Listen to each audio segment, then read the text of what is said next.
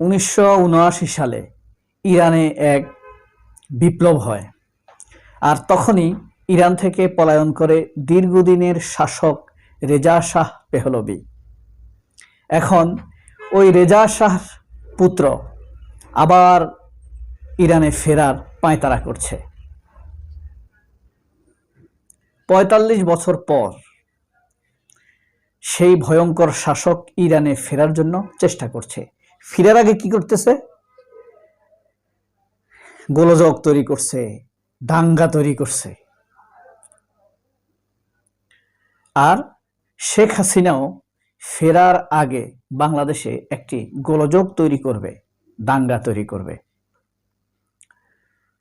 কথা হলো, রেজা শাহ পেহলভির ছেলেকে আমেরিকা ইরানে ফিরিয়ে দেবার চেষ্টা করছে, শেখ হাসিনাকে চেষ্টা করছে না। এর কারণ কি? শেখ হাসিনা ভারত এবং রাশিয়াপন্থী। এখানে হলো বাংলাদেশের জনগণের শক্তির সাথে একটু সাপোর্ট। আবার ভারত যেভাবে চেষ্টা করছে হাসিনাকে ফেরাবার জন্য, সেটা বাংলাদেশের শক্তিকে নষ্ট করবে, ক্ষয় করবে। তবে আমেরিকার বিরুদ্ধে ফাইট দিয়ে ভারত কতটা সফল হবে সেটা দেখার বিষয়। তবে ইউনূস থাকতে না, নির্বাচনের পরেই আওয়ামী লীগকে ফিরিয়ে আনার জন্য ব্যাপক প্রস্তুতি ইতিমধ্যে দেখা যাচ্ছে, এবং সেই পরিকল্পনার ঢেউ বিএনপিতে লেগে গেছে। বিএনপির কাছে এখন আওয়ামী লীগের চাইতে বড় শত্রু হলো এদেশের ইসলামপন্থীরা, চরমনাই, জামায়াত, এরা। তারা এখন খেই হারিয়ে ফেলছে। একদিকে ভোট, আরেকদিকে ভারতের সমর্থন, দুটো একসাথে হয় না। মানুষের সমর্থন এবং ভারতের সমর্থন একসাথে কারো প্রতি থাকতে পারে না। এটাই হলো বাংলাদেশের রাজনীতির ডায়নামিক্স। এই চিন্তার উপরে যে দল থাকবে সে দল টিকে থাকবে, যে এই চিন্তা থেকে যে সরে যাবে সে হারিয়ে যাবে, শেখ হাসিনার মতো পালিয়ে যাবে।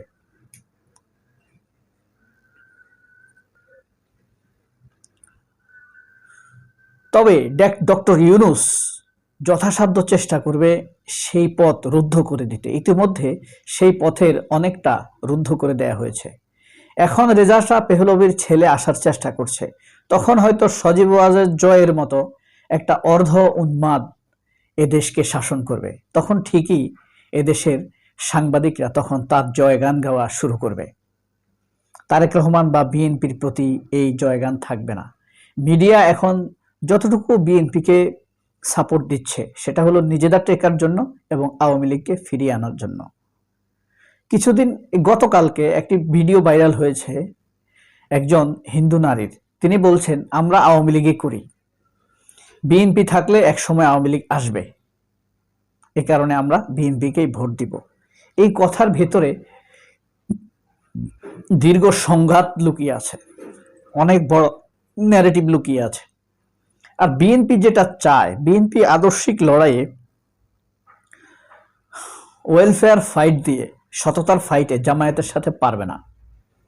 এ কারণে আওয়ামী লীগকে এনে জামায়াতের সাথে ফাইটে নামাবে আর তারা ক্ষমতায় থাকবে। ঠিক একই চিন্তায় হয়তোবা একসময় শহীদ প্রেসিডেন্ট জিয়াউর রহমান শেখ হাসিনাকে এদেশে ফিরিয়ে এনেছিলেন। তখন যদিও জামায়াতের এই ধরনের হাইপ ছিল না। এক হিসাবে আপনি বলতে গেলে 90 সালের আগে জামায়াত যে এমন একটি শক্তিশালী দল হয়ে উঠবে 90 সালের আগে কেউ চিন্তাও করেনি। এই কারণে 90 সালের আগে কেউ জামায়াতকে অপবাদও দেয়নি। তখন বামপন্থীদের প্রধান শত্রু ছিল মুসলিম লীগ এবং মাজার। এখন তারা মাজারের পক্ষ নিচ্ছে, মুসলিম লীগেরও পক্ষ নিচ্ছে। এখন তাদের টার্গেট হলো জামায়াত। আবার যদি কখনো ধরেন জামায়াতকে ছাপিয়ে অন্য কোনো ইসলামী দল, মুসলিম জাতীয়তাবাদী দল বা মুসলিমদের আদর্শ লালনকারী দল এগিয়ে আসে, বড় হয়ে যায়, তখন তাদের সমালোচনা করবে। একসময় দেশের বামপন্থীরা ইসলাম বিদ্বেষী সমালোচনা করত পীর সাহেবদের, মাজারদের। লাল সালু পড়েছেন আপনারা? সৈয়দ ওয়ালিউল্লাহর লাল সালু। সেখানে মাজারের বিরুদ্ধে, পীরদের বিরুদ্ধে যা বলেছে, তারপরে তানবীর মোকাম্মেলের সিনেমা মাটির ময়না যদি দেখেন, পীর সাহেবদের বিরুদ্ধে যাচ্ছেতাই বয়ান তৈরি করার চেষ্টা করা হয়েছে। কারণ তারা তখন মাজারকে দেখেছে ইসলাম হিসেবে। আসলে তাদেরও পড়াশোনা নাই ইসলামিক ব্যাপার, ইসলামটা কি। মাজার তো কখনোই বেসিক ইসলাম না, মাজার একটা কালচার। এখন তারা দেখছে না, মাজার না, তাদের সামনে দেয়াল হয়ে দাঁড়িয়েছে জামায়াত। এই কারণে তারা জামায়াতের বিরোধিতা করছে।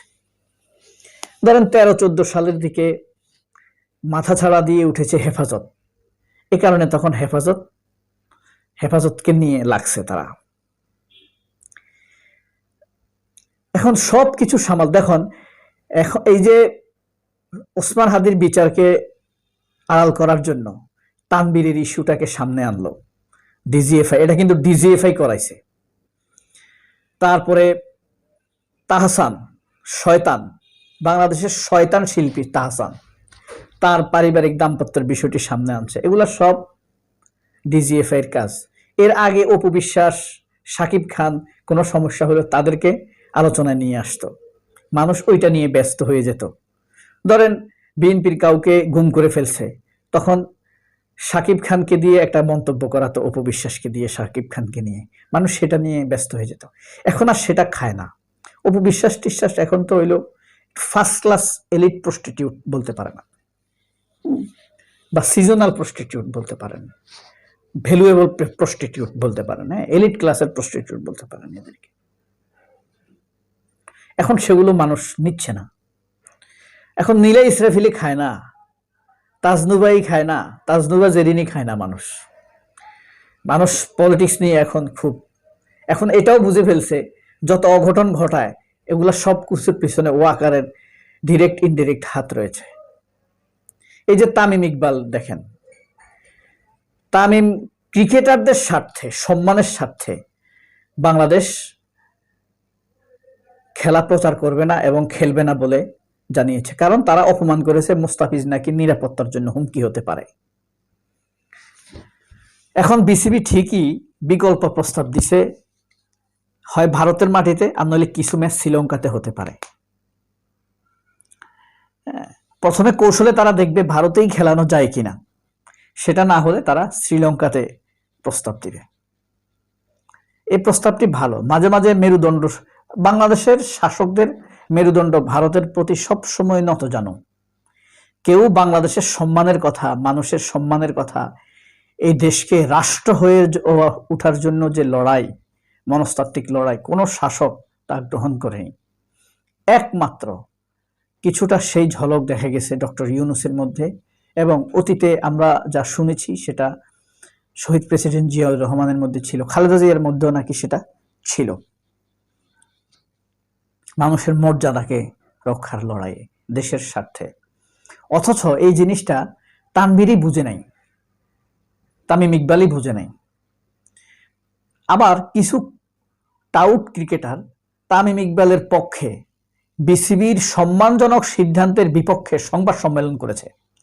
সারা দেশ যখন ভারতের বিরুদ্ধে, তখন তামিম ইকবাল ভারতের পক্ষে, আর ক্রিকেটাররা তামিম ইকবালের পক্ষে। অর্থাৎ তামিম ইকবাল এবং ক্রিকেটাররা এদেশের মানুষের বিপক্ষে দাঁড়িয়েছে সরাসরি, স্পষ্টতর ভাবে। তবে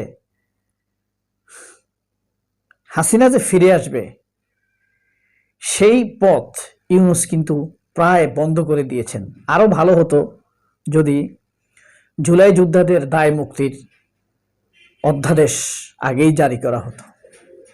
এখানে জুলাই যোদ্ধাদের কিছুটা ঝুঁকি রয়ে গেছে। ভারত আওয়ামী লীগ হয়তো না আসবে, কিন্তু এদেশে পুলিশ প্রশাসনের ভিতরে, ডিজিএফআই এর ভিতরে যারা জুলাই বিরোধী, তারা জুলাই যোদ্ধাদের জীবনকে কিছুটা অতিষ্ঠ করে তুলতে পারে। সবাই অনেক ভালো থাকবেন। আল্লাহ হাফেজ। আসসালামু আলাইকুম।